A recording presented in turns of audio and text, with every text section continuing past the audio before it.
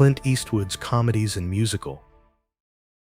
Clint Eastwood, the stone-faced cowboy, the relentless cop, the man who could silence a room with just a squint. For decades, his image was built on grit, toughness, and that no-nonsense edge. But what if I told you that Clint Eastwood once sang in a full-blown Hollywood musical? What if I told you that he headlined not one but two buddy comedies with an orangutan as his co-star?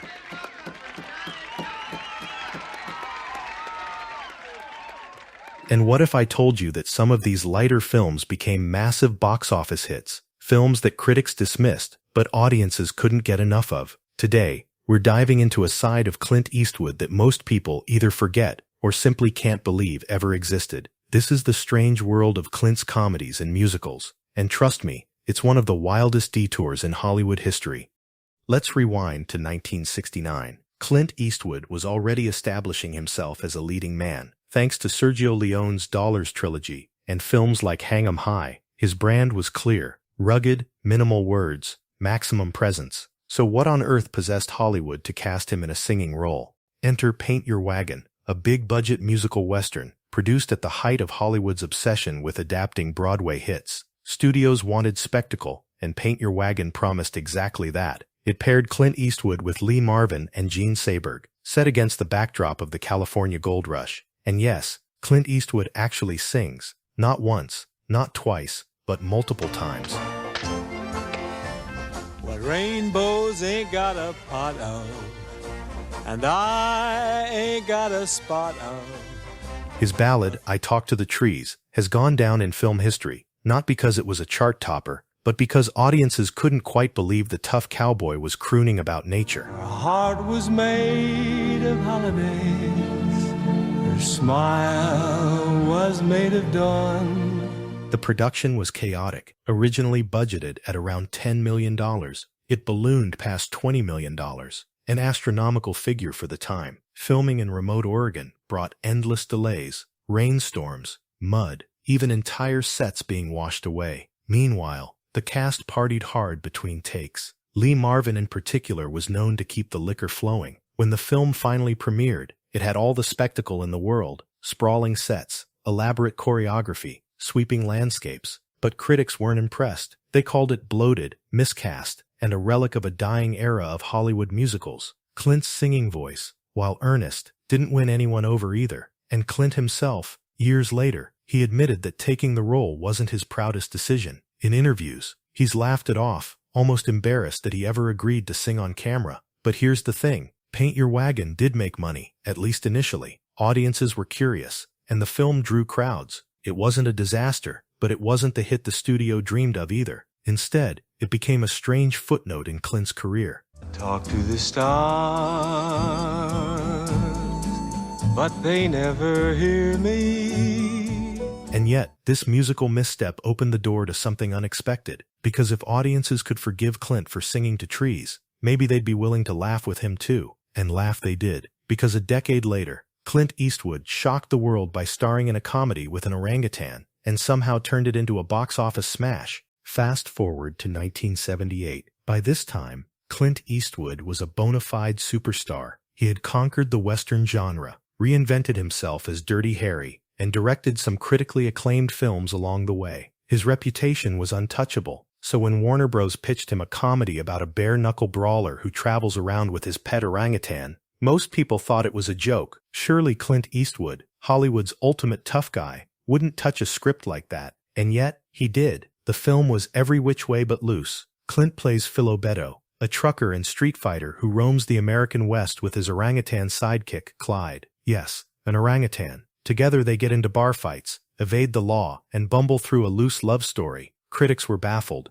One review called it an embarrassment. Another said it was beneath Eastwood. But audiences, they loved it. The movie grossed over $100 million at the box office, an absolute juggernaut in the late 70s. Part of the film's charm was the sheer absurdity of it all. Clint, the man famous for his icy glare, was suddenly trading banter with an ape, getting into slapstick situations, and even smiling on screen in ways fans hadn't seen before. And then there was Clyde. The orangutan became a star in his own right, stealing scenes with his goofy expressions and well-timed gestures.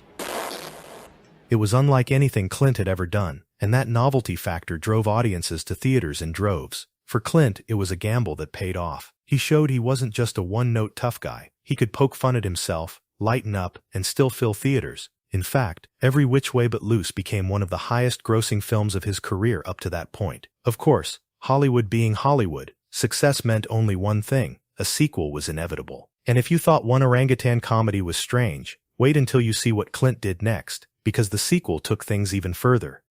If there's one thing Hollywood knows how to do, it's chase a hit. And after Every Which Way But Loose stunned the box office, Warner Bros. Wasted no time ordering a sequel. 2 years later, Any Which Way You Can hit theaters. Once again, Clint Eastwood returned as Philo Beddoe, with his orangutan sidekick Clyde back for round 2. This time, the stakes were bigger, the comedy broader, and the fights more outrageous. The story revolved around Philo being pulled back into the underground fighting circuit, despite wanting to hang up his gloves. Along the way, there are more bar brawls, more biker gang run-ins, and plenty of animal hijinks. Clyde the orangutan once again stole the show. His facial expressions and playful interactions with Clint gave the movie an undeniable charm. Critics, unsurprisingly, weren't kind. Most reviews dismissed it as silly, lazy, or unnecessary. One headline even joked, "Eastwood goes ape again." But here's the twist: audiences didn't care. Just like the first film, Any Which Way You Can became a box office smash. It raked in nearly $70 million,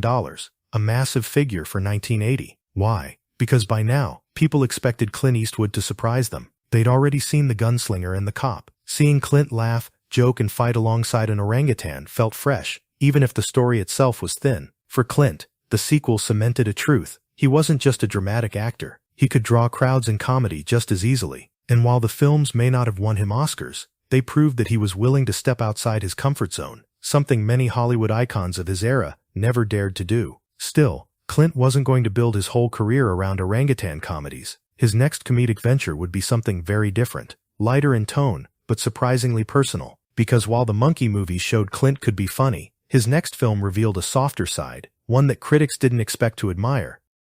Also released in 1980, Bronco Billy was a totally different kind of comedy. Instead of slapstick or animal sidekicks, this film told the story of a modern-day cowboy running a struggling traveling Wild West show. Clint played the title role, Bronco Billy, a man clinging to the romantic ideals of the frontier in an America that seemed to have moved on. He leads a ragtag troupe of performers, barely scraping by as they try to keep their dream alive. At first glance, Bronco Billy might seem like another quirky Clint project, but look closer and you'll see something deeply personal. The character of Bronco Billy, stubborn, idealistic, unwilling to compromise his vision, felt like a reflection of Clint himself as a filmmaker. He too had built his career by going against the grain, by resisting Hollywood's expectations and carving his own path. Unlike the orangutan films, Bronco Billy wasn't a huge box office hit. It earned modest returns and didn't light up the charts, but critically, it found surprising praise.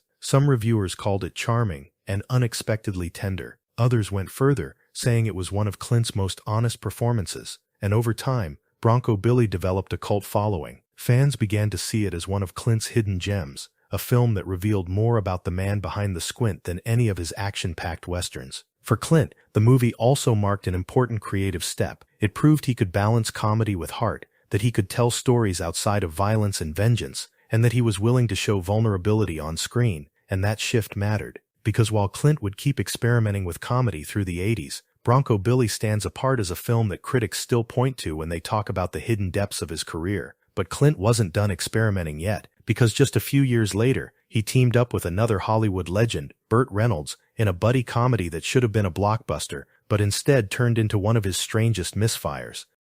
By the mid-1980s, Clint Eastwood was one of Hollywood's most bankable stars. He'd proven himself in westerns, thrillers, and even the surprise hit comedies with Clyde the orangutan. So when Warner Bros. Announced a buddy comedy pairing Clint Eastwood with Burt Reynolds, the other megastar of the 70s and 80s, it sounded like a can't-miss formula. The film was City Heat, 1984, a Prohibition-era buddy comedy action flick. Clint played a no-nonsense cop, Reynolds played a slick private eye. Together, they had to take on mobsters in 1930s Kansas City. On paper, it looked like box office gold, two of the biggest names of the era, a stylish setting, and a blend of comedy with action. But behind the scenes, things didn't go smoothly. The film went through script rewrites, production disagreements, and a serious on-set accident that left Burt Reynolds injured after being struck by a metal chair during a fight scene. When the film finally hit theaters, the chemistry just wasn't there. Clint's dry, deadpan delivery clashed with Reynolds' loose, comedic energy. Instead of a dynamic duo, they felt like two stars in different movies. Critics were harsh. Reviews called it sluggish, disappointing, and a waste of talent. One critic wrote, "It's like watching Clint Eastwood and Burt Reynolds audition for each other's films, and both failing." Audiences weren't much kinder. The film earned modest numbers, but nowhere near what was expected from two box office giants. Instead of a landmark team-up, City Heat became a cautionary tale. Star power alone isn't enough if the chemistry isn't there. For Clint, it was a reminder that comedy wasn't always a guaranteed win. He could take risks, yes, but not every experiment paid off. And yet, even after that misfire, Clint gave comedy one last shot in the 80s, though this time, audiences weren't as forgiving. By the late 1980s, Clint Eastwood was ready to move back towards serious dramas. But before that shift, he tried his hand at one more comedy-action hybrid, Pink Cadillac, 1989. In this film, Clint plays Tommy Nowak, a skip tracer, essentially a bounty hunter, who specializes in tracking down fugitives. His latest target? A young woman on the run, played by Bernadette Peters, who's mixed up with white supremacists and traveling in a flashy pink Cadillac. The movie was meant to be a light-hearted road trip adventure with action, comedy, and romance. Clint's gruff persona contrasted with Peters' quirky energy, giving the film a mismatched pair dynamic. But unlike Every Which Way But Loose or Bronco Billy, this one didn't connect. Critics said the story was all over the place, mixing too many tones at once. Some thought Clint looked uncomfortable in the comedic bits, as if he wasn't fully invested. Audiences agreed. The film underperformed at the box office, earning a fraction of Clint's earlier comedies. For many, it felt like Clint was going through the motions,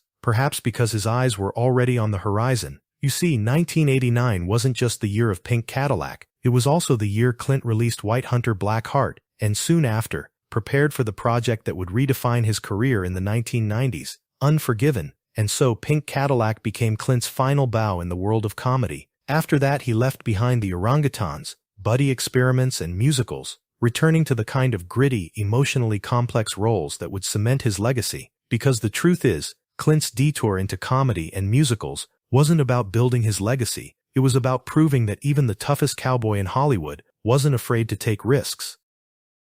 Looking back, Clint Eastwood's comedies and musical films feel like an alternate universe version of his career. Paint Your Wagon shocked audiences with his singing. Every Which Way But Loose and Any Which Way You Can delivered some of the biggest laughs and biggest box office numbers of his career, thanks to Clyde the Orangutan. Bronco Billy gave us a heartfelt, almost autobiographical story about chasing dreams. City Heat showed that even star power couldn't save a film without chemistry. And Pink Cadillac closed the chapter on Clint's comedic experiments for good. These films may not be the first titles people think of when they hear Clint Eastwood. In fact, for many fans, they're the movies that feel out of place, almost forgotten. But they serve an important purpose in understanding who Clint Eastwood really was. He wasn't afraid to take risks. He wasn't afraid to step outside his tough guy image. And he wasn't afraid to look a little silly, even if critics laughed at him for the wrong reasons. In the end, Clint's comedies and musicals remind us of something crucial. Legends aren't built by playing it safe.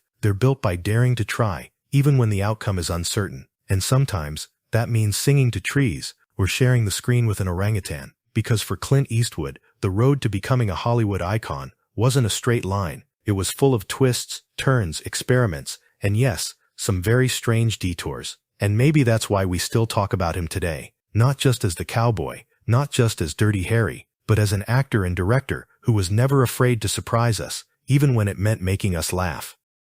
And that wraps up Clint Eastwood's comedies and musicals, the strangest, funniest, and most unexpected detours of his career. But if you want to keep exploring Clint's story, don't stop here. Check out our other Clint Eastwood videos, from his legendary westerns to his action-packed thrillers. Each one reveals a different side of Hollywood's toughest icon. And if you enjoyed this breakdown, please hit that subscribe button and ring the bell so you don't miss the next chapter in our Clint Eastwood series. Thanks for watching, and I'll see you in the next one.